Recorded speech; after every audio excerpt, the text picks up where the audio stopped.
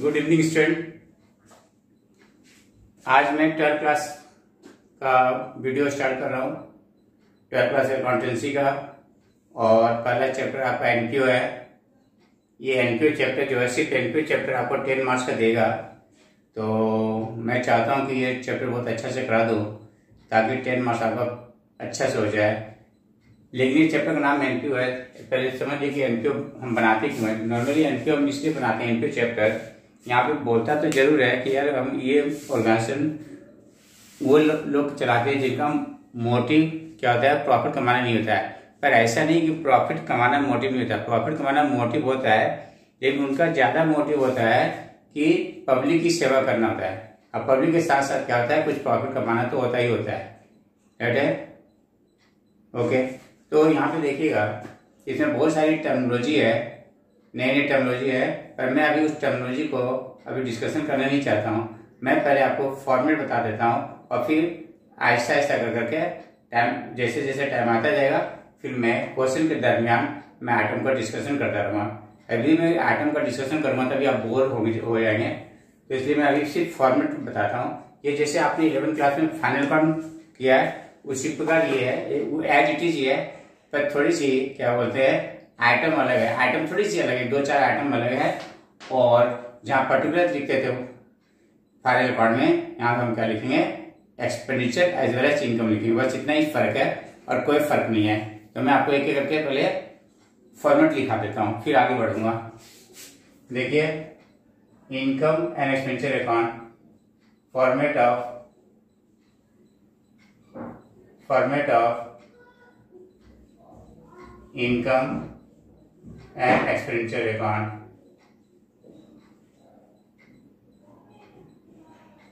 expenditure account,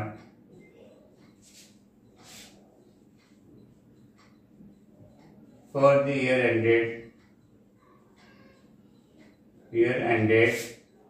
जो वो लिख देंगे।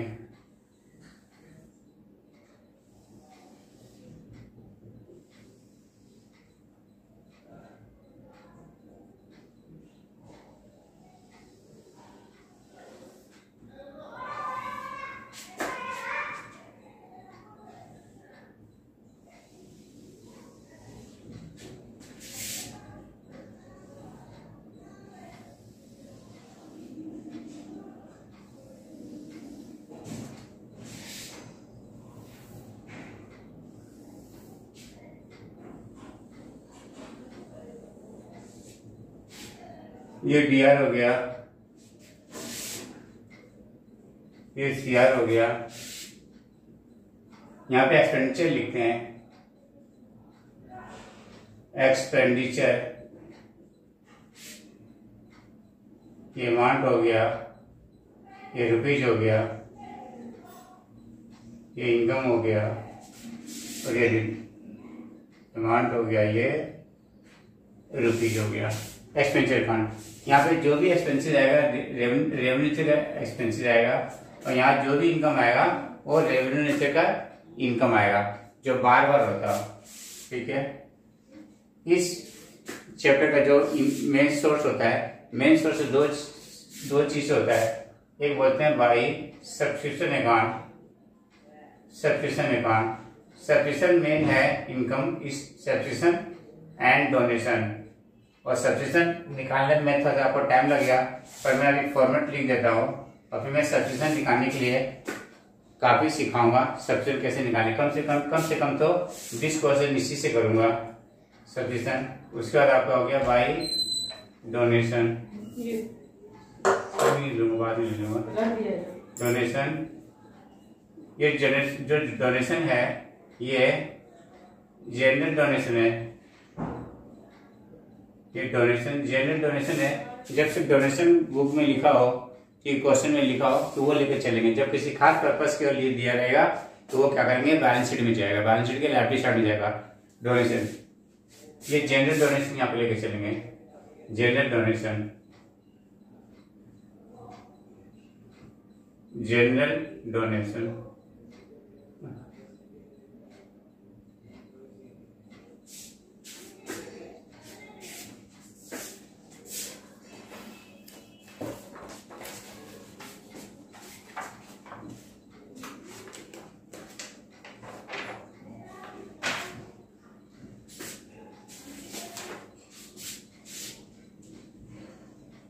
by entrance fees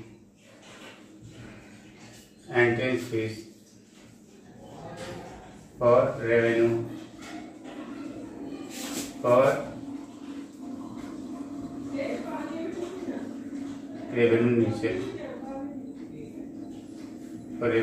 nature का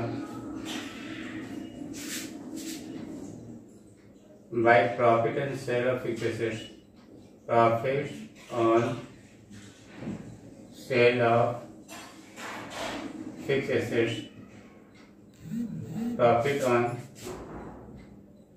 sale of fixed assets by profit on sale of investment, profit on sale of investment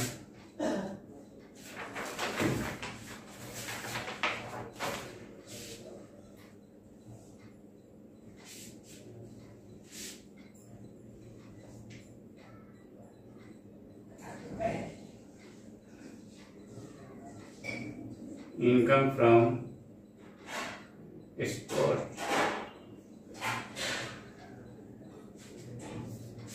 income from annual sports,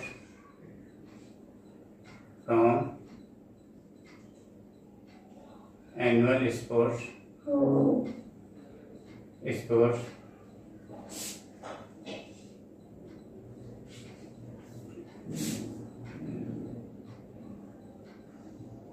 rent received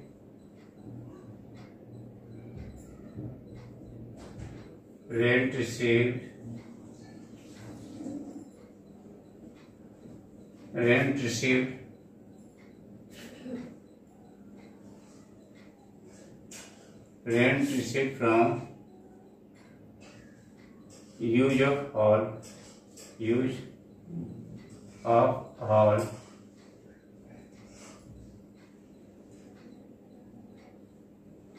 by miscellaneous income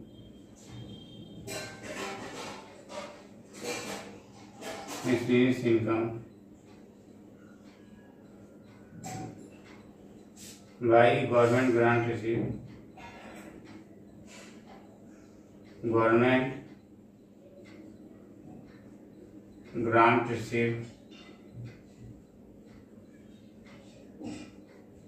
government grant received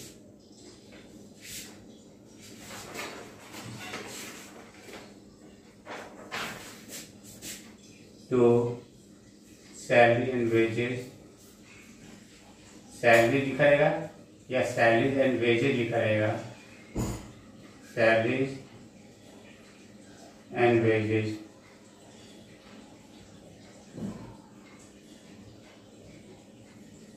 to rent या rent and taxes, rent rest and taxes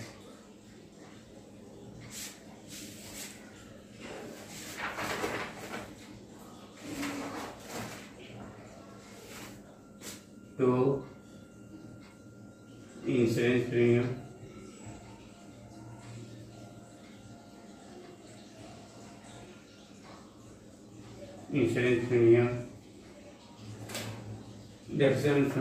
deduction on fixed assets,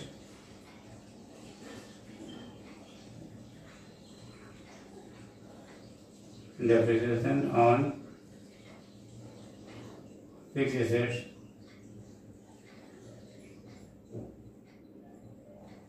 depreciation on fixed assets to books and periodicals,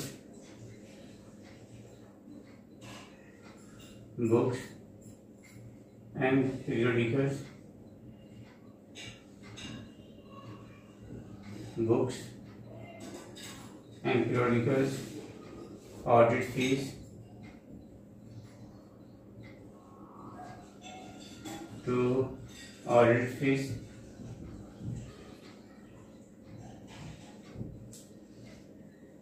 printing and stationery, printing and stationery, printing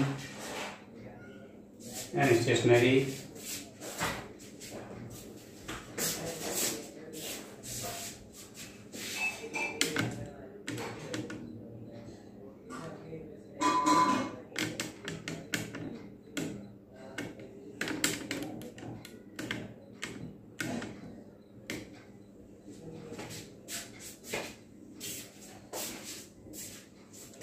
printing and stationery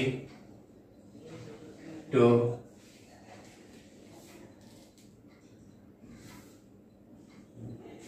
honorarium, honorarium one type of salary है, one type of salary, one type of salary है।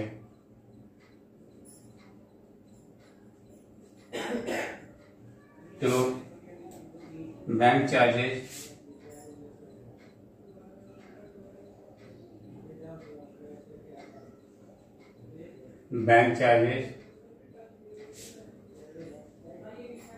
To postage and telegram, postage and telegram,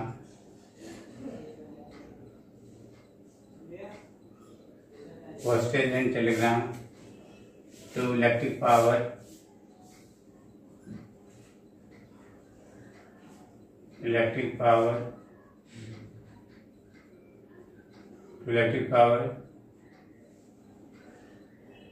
conveyance and traveling,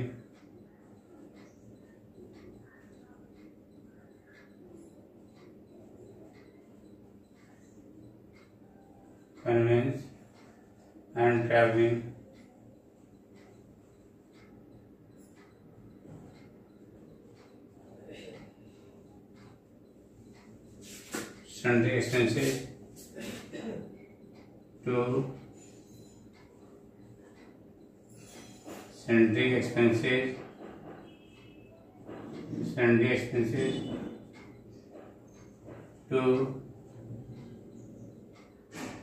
loss on sale of fixed assets,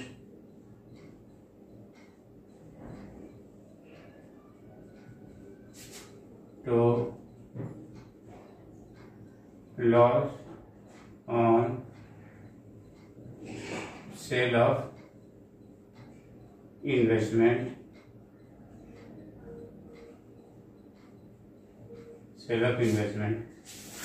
ठीक है। उसके बाद यदि आपका to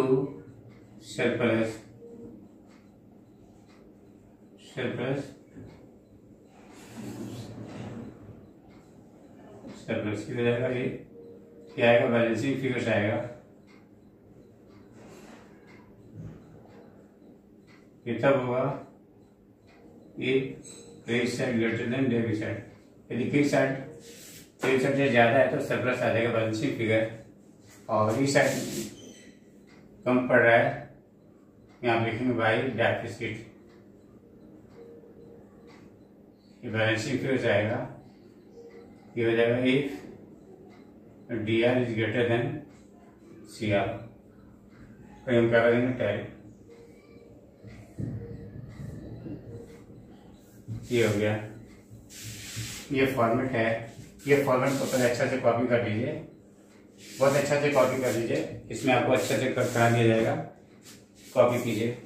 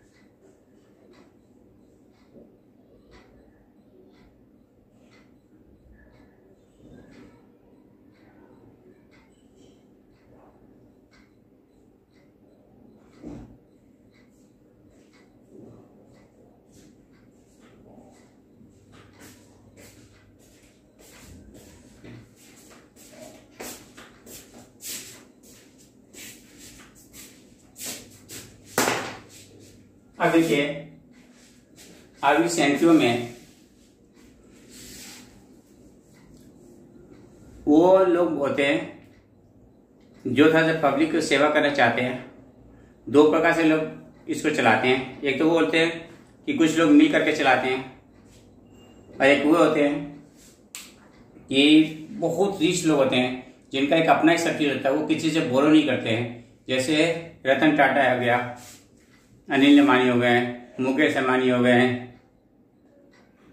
Prem ji Hashmi हो गए, इन्फोसिस वाले हो गए, बड़े बड़े लोग हैं, बिल गेट्स हो गए, इन लोग किसी से बोरो नहीं करते हैं। तो इसमें क्या होता है, कैपिटल फंड यहाँ पे नहीं होता है, वहां पे सिर्फ और सिर्फ कैपिटल लिखता है, ठीक है। लेकिन जब एक से ज्यादा मिलकर के कंट्रीब्यूट करते हैं तो उस सारे इकट्ठे होकर हम क्या बोलते हैं, कैपिटल फंड बोलते हैं। तो कभी कभी तो क्वेश्चन में दिया रहता है कैपिटल फंड, लेकिन मैक्सिमम क्या होता है, कैपिटल फंड दिया नहीं रहता है। तो हम क्या करेंगे, बैलेंस शीट बनाएंगे, ओपनिंग बैलेंस शीट, और जो जो बैलेंस शीट का आइटम होगा ऐसे साइड में आएगा, ऐसे साइड में डाल देंगे, और लाइबिलिटी साइड का आइटम जो होगा लाइबिलिटी साइड में डाल देंगे, और टोटल एसेट्स में से टोटल लाइबिलिटीज को लिस्ट कर देंगे। जो फिगर आएगा हम उसको बोलेंगे कैपिटल फंड बोलेंगे। वो मैं आपकी फॉर्मेट लिख देता हूं।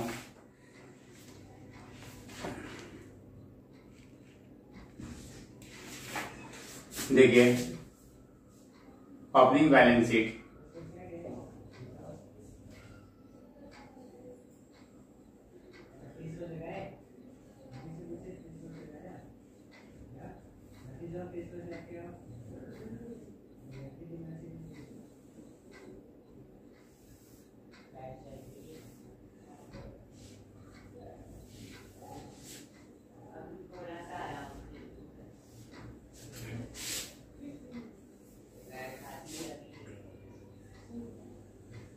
ये आपका लाइब्रेरी हो गया,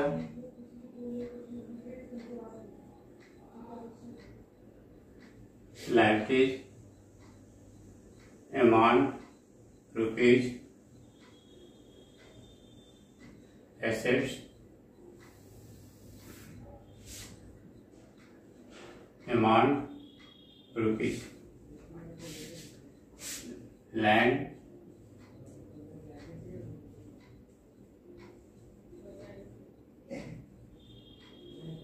building plant furniture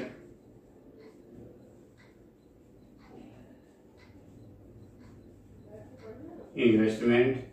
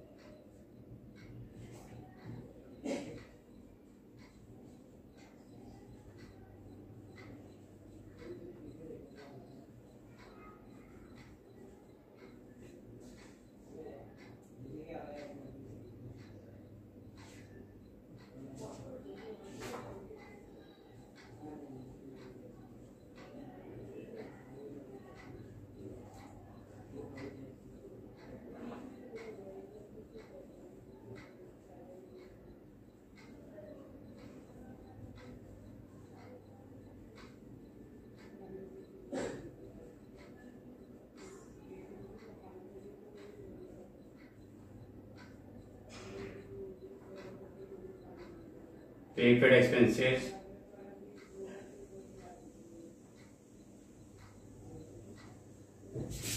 prepaid expenses,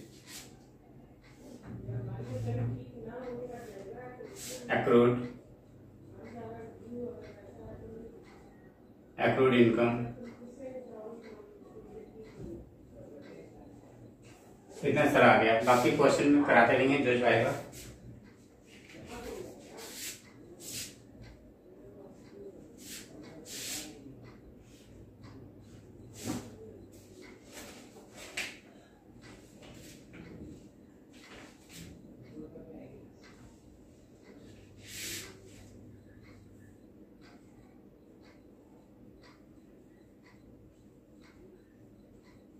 Outstanding expenses,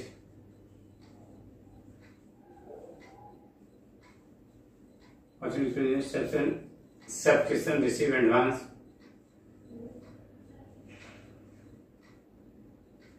subscription receive in advance, specific reserve, specific donation,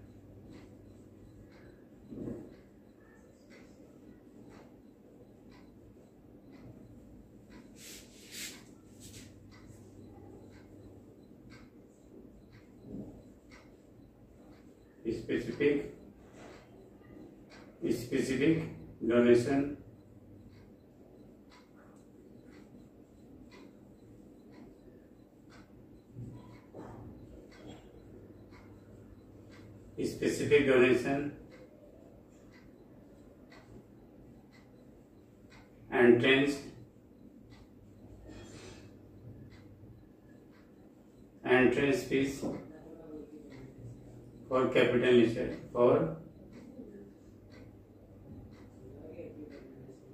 for capital nature,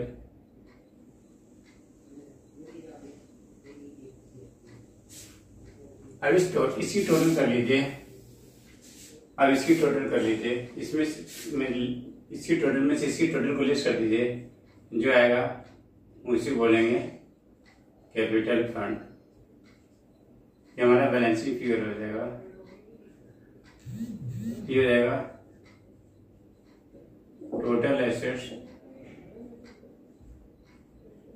minus total liabilities.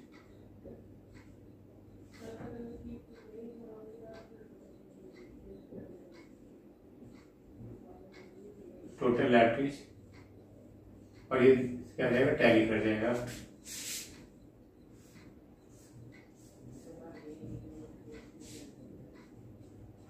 कितना कॉपी कर लीजिए।